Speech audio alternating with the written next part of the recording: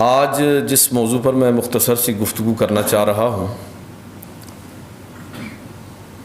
حضرت علی المرتضیٰ رضی اللہ تعالیٰ عنہ کے فضائل، کمالات اور ان کی جو شان اور عظمت اور بزرگی جس کا تذکرہ سیرت کی کتابوں میں اور رسول خدا صلی اللہ علیہ وسلم کے فرامین کی صورت میں موجود ہے، وہ آپ کی خدمت میں معروف باتیں ہیں۔ لیکن چونکہ بالکل وہی دن آ گیا ہے، یعنی 21 رمضان المبارک، جس دن حضرت علی المرتضیٰ رضی اللہ تعالیٰ عنہ کی شہادت ہوئی، تو یہ کہہ لیجئے کہ اس مناسبت سے یہ لازم ہے کہ میں بھی آپ کی خدمت میں اس حوالے سے چند باتیں عرض کروں۔ نبی کریم صلی اللہ علیہ وسلم کے جو اصحاب ہیں، ان کا اگر آپ ان کی خدمات اسلام کا جائزہ لیں اور ان کی شخصیت کا اگر آپ تجزیہ کریں تو آپ کو صحابہ میں سے ہر صحابی میں کوئی نہ کوئی ایسی منفرد اس کی شان نظر آئے گی کہ جو اس کو دوسرے صحابہ سے ممتاز کرتی ہے۔ جناب صدیق اکبر رضی اللہ تعالیٰ عنہ، عمر فاروق رضی اللہ تعالیٰ عنہ، عثمان غنی اور اسی طرح علی المرتضیٰ، ابو عبیدہ الجراح، حضرت خالد بن ولید، حضرت ابو ہریرہ، عبداللہ ابن عباس، عبداللہ ابن عمر، عبداللہ ابن عمر اور عبداللہ ابن مسعود، گنتے چلے جائیں صحابیات میں ازواج مطہرات اور دیگر بہت ساری صحابیات جن کی بڑی عظمت اور شان ہے۔ تو کسی خاص پہلو سے اللہ رب العزت نے ان تمام شخصیات سے دین کا کوئی نہ کوئی کام لیا، وہ بڑی عظمت اور بڑی فضیلت ہے۔ انہی عظیم شخصیات میں سے ایک شخصیت جو ہے وہ حضرت علی المرتضیٰ رضی اللہ تعالیٰ عنہ ہے کہ اللہ رب العزت نے آپ کی برکت سے اسلام کو بڑی نصرت اور مدد جو ہے وہ نصیب ہوئی۔ ایک آپ کی شخصیت کا پہلو فضیلت والا ہے، وہ بھی بے شمار ہے، کسی ایک گفتگو میں اور مختصر گفتگو میں شاید ایسا بیان کرنا جو ہے وہ آسان نہ ہو، لیکن آپ یہ سمجھیں کہ میں بالکل اشاروں کنایوں میں چند فضیلتیں آپ کی عرض کر رہا ہوں آپ کی خدمت میں کہ بچوں میں سب سے پہلے اسلام جو ہے وہ حضرت علی المرتضیٰ رضی اللہ تعالیٰ عنہ لے کر آئے، اور یہ اعلان کیا کہ کئی مواقع پر، اور جب آپ کے خاندان کے لوگوں نے آپ کا انکار کیا تو خاندان کے لوگوں کو حضور صلی اللہ علیہ وسلم نے جب دعوت دی تو کسی نے قبول نہیں کی۔ حضرت علی کھڑے ہو گئے، دعوت قبول کی، اعلان کیا اور فرمایا کہ اے اللہ کے رسول، میں ہر حال میں آپ کے ساتھ ہوں گا۔ اس وقت آپ کی عمر کوئی لگ بھگ 10 سال کے قریب ہوگی، یہ جب کی یہ بات ہے۔ تو سارے خاندان کے لوگ ہنسنے لگے کہ اچھا یہ ہم تو اس کے ساتھ کھڑے نہیں ہوں گے اور یہ بچہ جو ہے یہ اس کی مدد اور نصرت جو ہے وہ کرے گا۔ تو حضرت علی رضی اللہ تعالیٰ عنہ بالکل آغاز میں اتنے کمٹمنٹ کے ساتھ رسول خدا صلی اللہ علیہ وسلم کے ساتھ کھڑے ہوئے کہ پھر پوری زندگی اسی مدد اور نصرت کے ساتھ، اسلام کی مدد اور نصرت کے ساتھ آپ کھڑے رہے۔ تو حضرت علی المرتضیٰ رضی اللہ تعالیٰ عنہ کی فضیلتیں بے شمار ہیں، آپ کی خدمات کے بہت سارے پہلو ہیں، رسول خدا صلی اللہ علیہ وسلم کے ساتھ جو آپ کی محبت اور عقیدت ہے اس کی بہت ساری جہتیں ہیں۔ تو میں یہ عرض کر رہا ہوں کہ اگر آپ کی شجاعت اور بہادری کو لیں تو آپ اندازہ کریں کہ کیا یہ معمولی بات ہے کہ ہجرت کی رات رسول اللہ صلی اللہ علیہ وسلم کے بستر پر سونا کو آسان بات تھی؟ موت سامنے نظر آ رہی ہے کہ لوگ گھیرا ڈالے ہوئے ہیں اور رسول خدا صلی اللہ علیہ وسلم کے قتل کا منصوبہ بنا چکے ہیں، اور ظاہر ہے کہ جو ان کے بستر پر سوئے گا اس کے بچنے کے بھی کوئی امکانات نہیں ہیں۔ لیکن نبی کریم صلی اللہ علیہ وسلم نے فرمایا کہ علی میں تو جا رہا ہوں، یہ امانتیں ہیں، یہاں میری جگہ سو جاؤ، صبح لوگوں کو واپس کر کے تم بھی ہمارے پیچھے آ جانا۔ تو جب آپ وہ ذمہ داری لے رہے تھے تو آپ ذرا تصور کیجئے کہ بالکل موت چاروں طرف گھیرا ڈالے ہوئے ہیں، لیکن وہ ذمہ داری لی، اور یقین اور ایمان اس درجے پختہ ہے کہ پہلے کبھی شک ہوگا کہ پتہ نہیں صبح ہوگی کہ نہیں ہوگی، لیکن اس رات اتنی گہری نیند سوئے کہ جب پیغمبر نے کہہ دیا ہے کہ صبح اٹھ کے لوگوں کی امانتیں واپس کرنی ہیں اور پھر آنا ہے، تو یقین ہو گیا کہ آج کی رات مجھے موت نہیں آئے گی۔ یہ ایمان اور یقین علی المرتضیٰ رضی اللہ تعالیٰ عنہ کو حضور صلی اللہ علیہ وسلم پر اس درجے حاصل تھا۔ اور آپ اندازہ فرمائیں کہ چاہے وہ خیبر کا موقع ہو تو رسول خدا صلی اللہ علیہ وسلم آپ کے ہاتھ میں وہ علم تھما رہے ہیں کہ اللہ ان کے ہاتھ سے اور ان کی برکت سے فتح عطا فرمائے گا۔ اور اگر خندق کا موقع ہو تو عمر بن عبد ود جو 1000 سواروں اور جوانوں کے برابر اکیلا آدمی شمار ہوتا تھا، اتنا طاقتور، اتنا مضبوط، اور اس کے مقابلے میں رسول اللہ صلی اللہ علیہ وسلم علی المرتضیٰ رضی اللہ تعالیٰ عنہ کو بھیج رہے ہیں۔ میں کہنا یہ چاہتا ہوں کہ اگر آپ کی شجاعت اور بہادری دیکھنی ہو تو آپ ان تمام غزوات کا مطالعہ کیجئے اور اسلام کی حمایت میں لڑی جانے والی ان تمام جنگوں کو پڑھیے جس میں علی المرتضیٰ رضی اللہ تعالیٰ عنہ میدان میں اترے ہیں اور داد شجاعت دی ہے۔ بدر میں بھی تو پہلے سب سے پہلے جو لوگ گئے تھے 3، ان میں جناب علی المرتضیٰ رضی اللہ تعالیٰ عنہ تھے۔ تو یہ پہلو بھی عظیم الشان ہے، یہ فضیلت بھی کسی طرح کم نہیں ہے۔ اور اگر آپ رسول خدا صلی اللہ علیہ وسلم سے ان کی محبت کو ملاحظہ کریں تو صرف ایک واقعہ جو میں عرض کرتا ہوں، ہماری تاریخ اور سیرت کی کتابوں میں آتا ہے کہ جب صلح حدیبیہ ہو رہی ہے، معاہدہ لکھا جا رہا ہے اور حضرت علی المرتضیٰ رضی اللہ تعالیٰ عنہ معاہدہ لکھ رہے ہیں، اور جب معاہدہ لکھ دیا اور یہ لکھا کہ یہ معاہدہ، اس کے ابتدائی الفاظ یہ ہیں کہ یہ معاہدہ محمد رسول اللہ صلی اللہ علیہ وسلم اور قریش مکہ کے درمیان ہے، تو انہوں نے اعتراض جڑ دیا، جی یہ ہم آپ کو اگر محمد رسول اللہ مان لیں تو پھر تو ہمارا آپ سے جنگ ہی ختم ہو گئی، یہ آپ محمد رسول اللہ کاٹ دیجئے اور یہاں لکھیے محمد بن عبداللہ۔ ہم محمد بن عبداللہ کو جانتے ہیں، محمد رسول اللہ کو نہیں جانتے۔ تو اللہ کے رسول نے فرمایا کہ علی یہ رسول اللہ کا لفظ کاٹ دو اور یہاں لکھ دو کہ محمد بن عبداللہ، محمد رسول اللہ مٹا دو اور یہاں لکھو محمد بن عبداللہ۔ تو حضرت علی المرتضیٰ رضی اللہ تعالیٰ عنہ عرض کی، اللہ کے رسول میری یہ ہمت اور جرت نہیں ہے کہ میں آپ کا نام مٹاؤں، یہ میرے بس میں نہیں ہے، میری طاقت ہی نہیں ہے کہ میں آپ کا نام لکھنے کے بعد مٹا دوں۔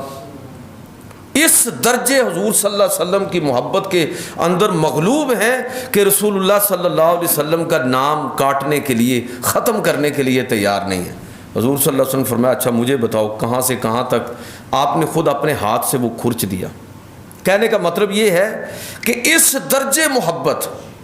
کہ آپ صلی اللہ علیہ وسلم کا نام تک لکھنے کے بعد مٹانا بھی خلاف ادب سمجھتے ہیں اور یہ مناسب نہیں سمجھتے کہ ان کے ہاتھوں یہ ہو۔ تو حضرت علی المرتضیٰ رضی اللہ تعالیٰ عنہ آپ کی سخاوت کو، دریا دلی کو اور لوگوں کے ساتھ آپ کا جو تعلق تھا اور جس طرح لوگوں کو آپ فیسیلیٹیٹ کرتے تھے، ان کی مدد کرتے تھے، صرف ایک واقعہ عرض کرتا ہوں کہ گھر کے اندر ویسے ہی آپ کے عمومی حالات جو تھے وہ کبھی بھی بہت زیادہ اچھے نہیں رہے۔ حضرت علی کے حالات پڑھیں تو آپ کو پتہ چلے گا کہ بس ہجرت کے بعد زیادہ مسجد میں کبھی سو جاتے ہیں، مزدوری کے لیے گئے ہیں تو ادھر جا کے کسی کے ہاں مزدوری کی اور ادھر ہی رات بھی گزار لی، بس اسی طرح گھوڑا ہے، تلوار ہے، زرہ ہے، ڈال ہے اور کل اثاثہ یہ ہے مکان تک موجود نہیں ہے۔ یہ عمومی حالات آپ کے یہی ہیں۔ تو شادی کے بعد جو ہے وہ آپ شادی کے لیے باقاعدہ آپ کا گھر تیار کیا گیا۔ جب حضرت فاطمہ الزہرا رضی اللہ تعالیٰ عنہ کی رخصتی ہوئی تو اس وقت ایک کٹیا وہ تیار کی گئی۔ عمومی حالات یہی تھے اور محنت مزدوری کر کے اپنا اور اپنے بچوں کا پیٹ پالتے تھے۔ ایسے ہی حالات میں اگر کوئی شخص آپ سے سوال کرنے کے لیے آ جائے اور گھر میں برائے نام ہی کوئی چیز موجود ہو تو پھر آدمی پر جو کیفیت ہوتی ہے، لیکن حضرت علی المرتضیٰ رضی اللہ تعالیٰ عنہ آپ اور آپ کے گھر والوں کا حال یہ ہے کہ اگر گھر میں بالکل معمولی ہے تو وہ بھی ان لوگوں کو دے رہے ہیں جو آ کے سوال کر رہا ہے کہ یہاں خانوادہ ختم نبوت کے گھرانے پر کوئی شخص آ کر سوال کرے اور خالی ہاتھ لوٹ جائے. ایسا نہیں ہوگا. سوال کیا کسی نے تو جو تھا اس میں سے کچھ دے دیا. قیدی آیا اس کو دے دیا, کوئی یتیم آیا کچھ اس کو دے دیا, کوئی تھوڑا سا جو باقی بچا تو وہ کسی دوسرے فقیر کو دے دیا. اور حالت یہ ہے کہ تمام جو گھر والے ہیں خود حضرت فاطمہ الزہرا رضی اللہ تعالی عنہا اور جناب علی المرتضیٰ رضی اللہ تعالی عنہ وہ خود روزے سے ہیں, لیکن اب گھر میں کوئی بھی چیز نہیں ہے, پانی ہے اور کھجور ہے. تو دن بھر کی مشقت اور محنت اور روزہ, لیکن جو کچھ ہے اللہ رب العزت کو ان کا یہ عمل کس قدر پسند آیا کہ قرآن مجید فرقان حمید کی جو یہ آیت مقدسہ ہے, بعض لوگ اس کا شان نزول یہ ذکر کرتے ہیں کہ اللہ رب العزت نے حضرت علی اور حضرت فاطمہ الزہرا رضی اللہ تعالی عنہ کے اس عمل کو اہل ایمان کے لیے نمونہ قرار دیا اور مومنوں کی نشانیوں میں سے ایک نشانی کے طور پر ذکر کیا کہ یہ وہ لوگ ہیں اہل ایمان. وَيُطْعِمُونَ الطَّعَامَ عَلَىٰ حُبِّهِ مِسْكِينًا وَيَتِيمًا وَأَسِيرًا, کہ یہ وہ لوگ ہیں جو اللہ کی محبت میں یتیم, اسیر اور غریبوں کو, مسکینوں کو ان کی ضروریات کو پورا کرنے والے ہیں اور ان کو کھانا کھلانے والے ہیں. تو حضرت علی المرتضیٰ رضی اللہ تعالیٰ عنہ کی عظمت اور بزرگی اور شان کی بہت ساری جہتیں ہیں. میں ایک اور جہت کی طرف بھی اشارہ کرنا چاہتا ہوں, اور میں اکثر ایک کتاب کا حوالہ دے کے, بہت سارے واقعات اس میں موجود ہیں. یہ رواس کلا جی, یہ ایک عرب ہیں اور ان کی کتاب فقہ علی کے نام سے چھپی ہے. انہوں نے تمام جتنی بھی حدیث اور سیرت پر مشتمل کتابیں تھیں ان میں سے حضرت علی رضی اللہ تعالیٰ عنہ سے متعلق جتنے واقعات تھے, خاص طور پر جو فہم دین کے حوالے سے ہیں, وہ تمام واقعات جو ہیں وہ اپنی کتاب کے اندر جمع کیے ہیں. وہ کتاب پڑھ کر اندازہ ہوتا ہے کہ اللہ کے پیغمبر صلی اللہ علیہ وسلم نے حضرت علی رضی اللہ تعالیٰ عنہ کے بارے میں جو یہ فرمایا تھا کہ انا مدینۃ العلم والی بابھا, کہ میں علم کا شہر ہوں اور علی اس کا دروازہ ہے, تو وہ بات کتنی سچی ہے کہ واقعتاً ہی علی المرتضیٰ رضی اللہ تعالیٰ عنہ علم کا ایک ایسا دروازہ ہے کہ جو اس رستے سے گزر کر علم کی طرف اپنا سفر شروع نہیں کرتا, وہ ایک لحاظ سے سمجھ لیجئے کہ علم کی اس گہرائی سے ہی محروم رہتا ہے اور علم کے اس حسن سے اور اس کی برکت سے محروم رہتا ہے. حضرت علی رضی اللہ تعالیٰ عنہ کو اللہ رب العزت نے جو علم عطا فرمایا تھا اور جو آپ کا شوق علم تھا اور جس پر آپ کو اس قدر فخر تھا کہ اس علم کے مقابلے میں دنیا کی ساری دولت آپ قربان کرنے کے لیے تیار تھے. یہ آپ کی طرف مشہور اشعار منسوب ہیں, حضرت علی کے اشعار ہیں عربی کے اندر کہ رضینا قسمت الجبار فینا, ہم اللہ تعالیٰ کی اس تقسیم پر راضی ہیں کہ رضینا قسمت الجبار فینا لانا علم وللجہال مال, کہ اللہ رب العزت نے اگر ہمیں مال و دولت سے محروم کیا ہے تو کوئی بات نہیں, لیکن اللہ نے علم کی دولت سے ہم کو نواز دیا ہے, ہم اپنے رب کی اس تقسیم پر راضی ہیں, اس لیے کہ علم سے بڑی اور کوئی چیز نہیں. اور حضرت علی رضی اللہ تعالیٰ عنہ فرمایا کرتے تھے کہ تم چاہو تو مجھ سے پوچھ سکتے ہو قرآن مجید کی کون سی آیت پہاڑ کی چوٹی پر نازل ہوئی,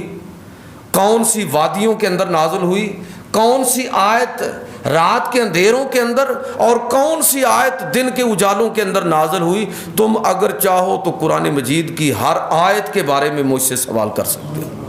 اس درجے اللہ رب العزت نے آپ کو جو رسوخ عطا فرمایا تھا اور جو دین کا فہم عطا فرمایا تھا, یہ صرف دین ایک ہوتا ہے دین کا علم, یہ بڑی غنیمت ہے. علم وہ ڈیٹا بیس ہو سکتا ہے, یعنی معلومات آپ کے پاس ساری ہوں. حضرت علی رضی اللہ تعالیٰ عنہ کو صرف دین کا علم نہیں تھا, دین کا علم بھی تھا اور دین کا فہم بھی تھا، جسے آپ کہتے ہیں نا کہ اپروچ۔ حضرت علی رضی اللہ تعالیٰ عنہ وہ ایسی کرٹیکل اپروچ رکھتے تھے کہ دینی امور اور مسائل کے بارے میں اتنی اپروچ اور اتنی گہری نظر کہ وہ جو بڑے بڑے صحابہ کو چیز بھی نظر نہیں آتی تھی، وہ آپ آیات کے اندر اور قرآن سے ان چیزوں کو تلاش کر لیتے تھے۔ اسی لیے حضرت عمر فاروق رضی اللہ تعالیٰ عنہ فرمایا کرتے تھے کہ جب کوئی مسئلہ پیش آتا تو فرمایا کرتے تھے کہ سب صحابہ سے آخر میں جو مشورہ ہے یا رائے جو ہے وہ حضرت علی سے لیتے تھے۔ فرمایا کرتے تھے کہ ما تقول یا ابو الحسن، سب سے آخر میں فرماتے کہ اے ابو الحسن اب سب اپنی بات کر چکے، اب تم بتاؤ کہ تمہاری اس بارے میں کیا رائے ہے، اور پھر اسی پر فیصلہ کرتے۔ اور جب حضرت علی موجود نہیں ہوتے تھے تو حضرت عمر فاروق رضی اللہ تعالیٰ عنہ نے ایک موقع پر ایسے ہی یعنی پھنسا ہوا موقع کہ مسئلہ حل نہیں ہو رہا، تو اس وقت آپ نے ایک جملہ فرمایا، وہ اب ضرب المثل ہے، اور عام طور پر ہمارا جو دینی ادب ہے اس میں عام طور پر یہ محاورہ استعمال کیا جاتا ہے۔ حضرت عمر نے فرمایا تھا کہ قضیۃ ولا ابو الحسن لہا، کہ مسئلہ آ گیا ہے، ابو الحسن نہیں ہے، اب کیسے حل کریں اس مسئلے کو۔ اتنا اعتماد کہ ان کے بارے میں فرمایا کرتے تھے لولا علی لہلک عمر، اگر علی نہ ہوتا تو عمر پتہ نہیں کتنے معاملات کے اندر غلطی کر چکا ہوتا۔ اور آپ جو میں نے کتاب کا حوالہ دیا ہے وہ ساری کتاب پڑھنے سے تعلق رکھتی ہے۔ رواس کلا جی کی کتاب ہے فقہ عمر کے نام سے، اردو میں بھی اس کا ترجمہ ہوا ہے، کہ حضرت علی رضی اللہ تعالیٰ عنہ کا جو فہم قرآن ہے، جو دینی بصیرت ہے، وہ کس درجے کی تھی کہ مقدمہ پیش ہوا اور مقدمہ کسی عورت پر بدکاری کا الزام ہے۔ الزام یہ ہے کہ شادی کے 6 ماہ بعد بچہ پیدا ہو گیا ہے۔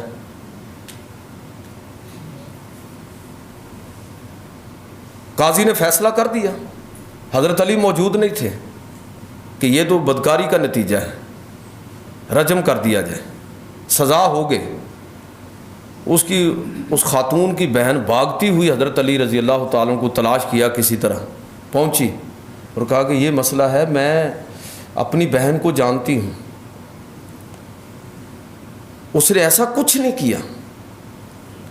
لیکن فیصلہ ہو گیا ہے، اب اس کی سزا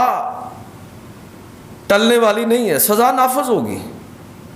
تو خدا کے لیے کسی طرح میری بہن کو بچائیے، وہ بالکل پاک دامن ہے۔ حضرت علی رضی اللہ تعالیٰ عنہ پہنچے، مقدمہ دوبارہ آپ نے سارے بیانات سنے، صورتحال کو بانپا اور فرمایا کہ اس پر حد نہیں ہوگی، 6 ماہ کی جو مدت ہے، 6 ماہ کے بعد بچے کا پیدا ہونا یہ بالکل درست اور ممکن ہے، اس پر رجم کی حد جو ہے وہ لاگو نہیں ہوگی اور اس پر یہ جرم ثابت نہیں ہوتا۔ قاضی بھی اور سارے باقی صحابہ بھی ادھر ہی موجود ہیں، پریشان ہو گئے کہ یہ کون سی، کہاں سے انہوں نے مسئلہ نکال لیا۔ کہا جی یہ آپ نے کہاں سے پڑھا ہے، آپ کے پاس دلیل کیا ہے؟ قرآن مجید۔ وہ اور زیادہ حیران ہوئے کہ قرآن مجید میں یہ بات کہاں سے آ گئی ہے، وہ قرآن کو تو ہم نے بھی پڑھا ہے، تو آپ قرآن سے کہاں سے یہ بات لے رہے ہیں؟ تو حضرت علی المرتضیٰ رضی اللہ تعالیٰ نے فرمایا کہ اللہ رب العزت قرآن مجید کے اندر ارشاد فرماتا ہے والوالدات یرضعن اولادہن حولین کاملین، کہ مائیں اپنے بچوں کو کامل، حولین کاملین، 2 پورے سال ان کو دودھ پلائیں۔ بچے کا حق یہ ہے کہ مائیں ان کو 2 سال تک دودھ پلائیں،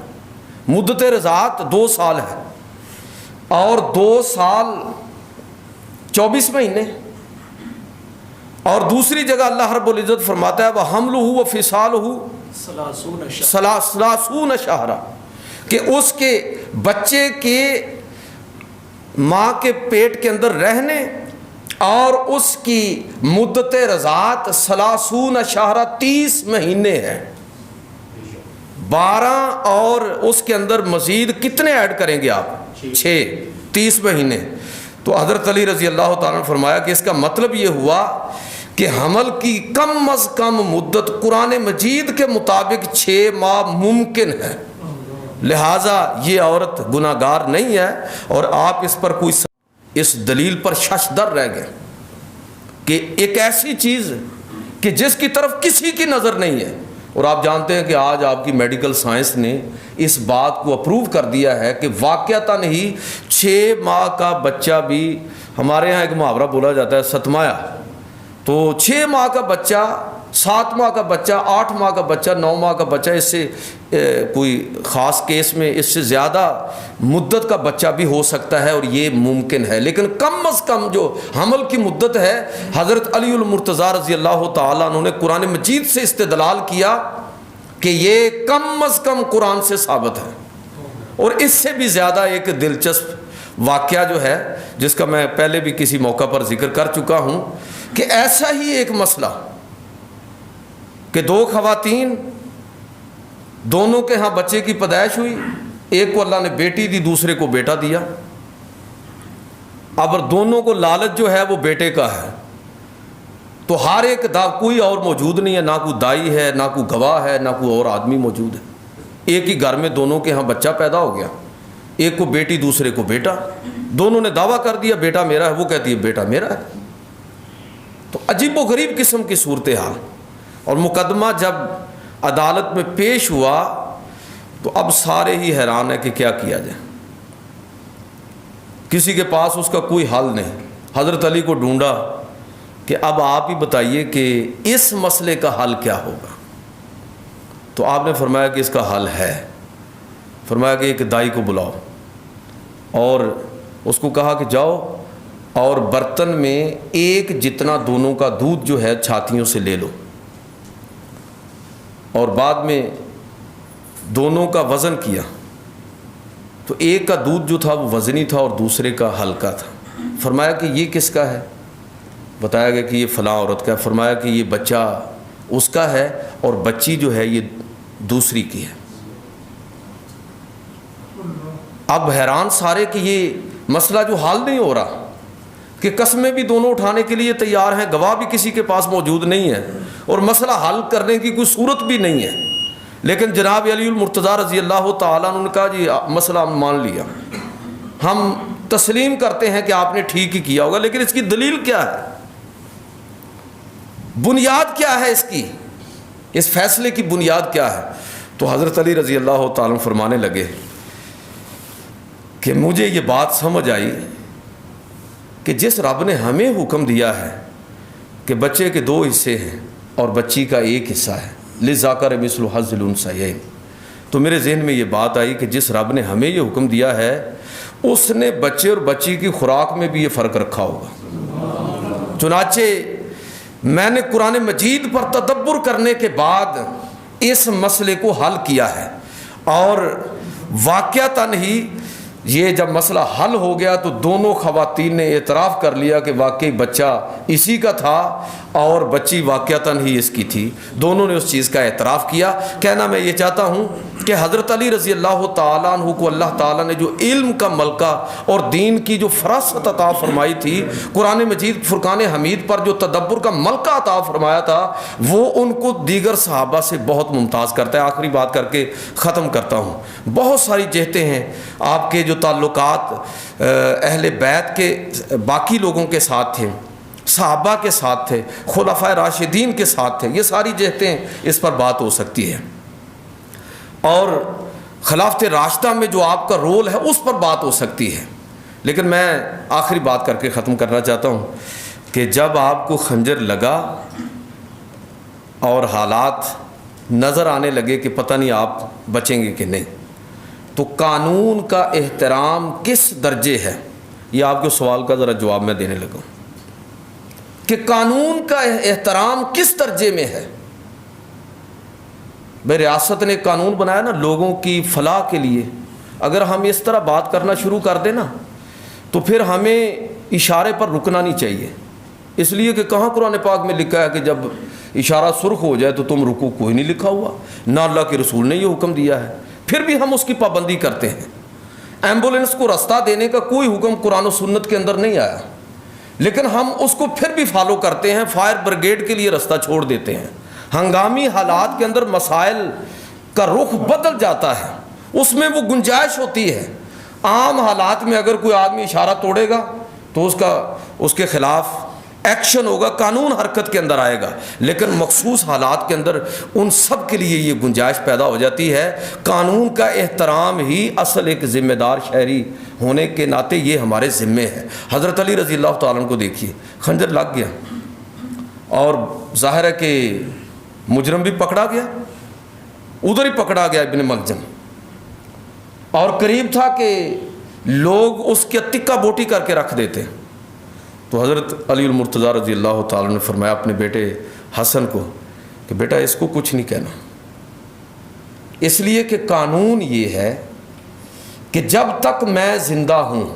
آپ اسے قتل نہیں کر سکتے،